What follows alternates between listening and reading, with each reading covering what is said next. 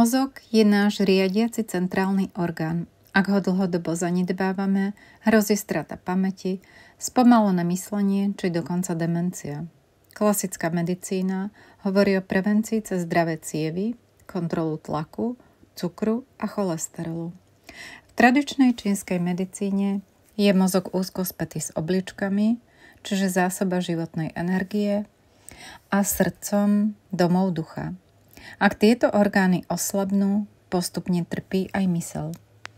Preto sme vybrali kombináciu bylín, ktorá pôsobí komplexne.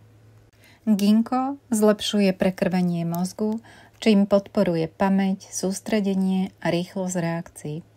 Rozmarín je symbol jasného myslenia, osviežuje a zvyšuje mentálnu bdelosť. Medovka lekárska jemne uvoľňuje napätie, harmonizuje nervovú sústavu a udržiava myseľ pokojnú a sústredenú.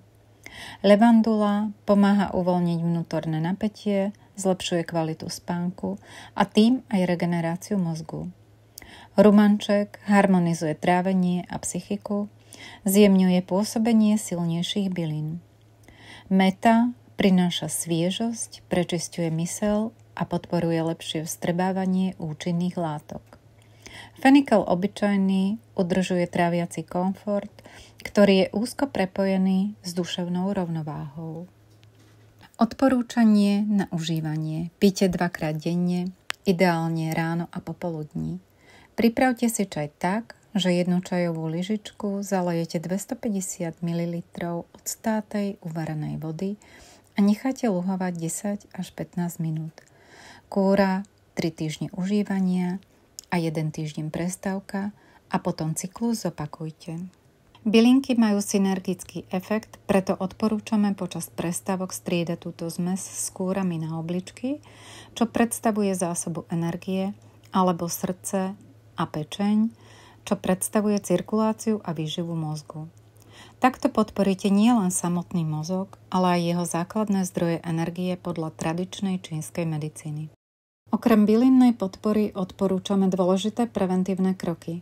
Kontrolujte kardiovaskulárne riziká, tlak, cukor, cholesterol.